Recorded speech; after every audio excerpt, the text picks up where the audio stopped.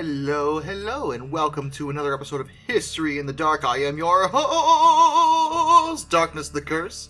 And before we begin, as always, thank you so much to my generous patrons, my British rail critics, and of course, my underwater train finders, Thomas Ward, Lord Captain Von Thrust III, Some Dude 267, Brightline Blue, Joshua Long, Ohio Trucker 1, Royal Hudson 2860, Lord Hoth 444, Arthur Roy, Benjamin Owens, Panzer Kitsune 131-232, Mr. Black Rose Tribal Typhoon, Dark Lightning 1536, and Master of None. You are the reason why this content remains ready to rumble. And that's right, today it is the next installment of the Roundhouse Rumble! And boy howdy, things are really heating up. Quite literally, with at least one of our contenders, because the whole fire thing. But we'll get to that later. First, let's take a look at the Class 16 versus the Class 17.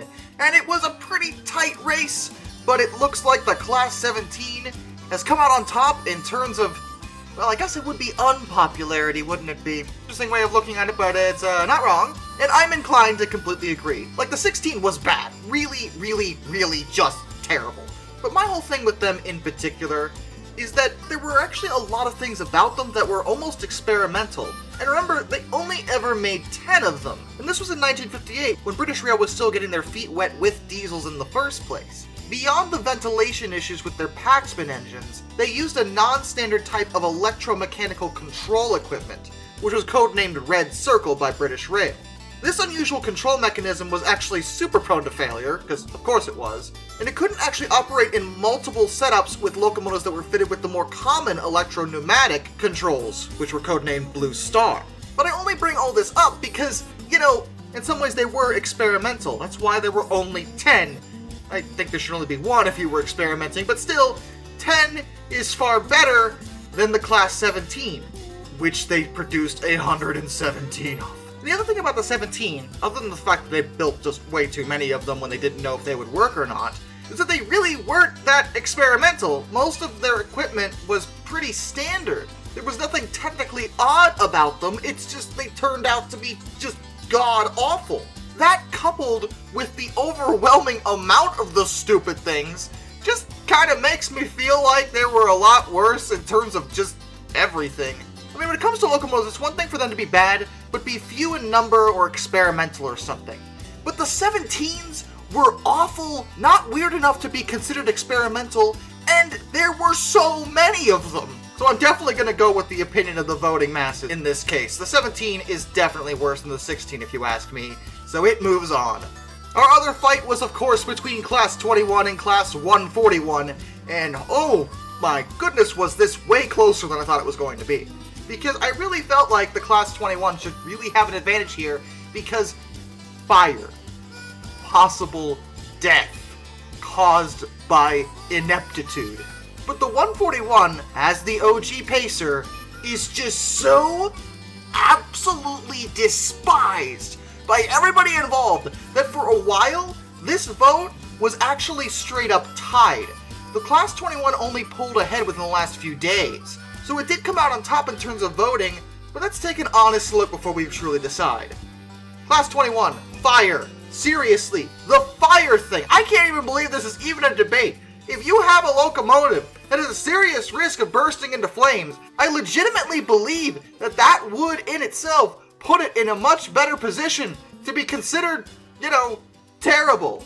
And impressively, the 21s were actually put through a rebuild program between 1961 and 1962 to try to fix all their other issues beyond the fire thing, like the engine cooling system, or their leaking engines that weren't constructed to the appropriate tolerances, or the fact that the cylinder heads like to fracture, and their lubricating oil like to escape into the battery compartments, which is anyone familiar with the workabilities of pretty much any modern diesel engine can tell you is a horrible thing to happen. But even after rebuilding them, they were still terrible. So they were rebuilt a second time, at least 20 of them were, between 1963 and 1967 into Class 29s. As Class 29s, they were actually alright. They weren't the worst thing in the world, but they didn't last long because they were non-standard. All that madness compared to what is Class 141, the original pacer train.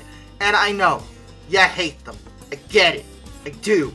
But I plead with you, this is so important to me. they did function. They did not spontaneously combust.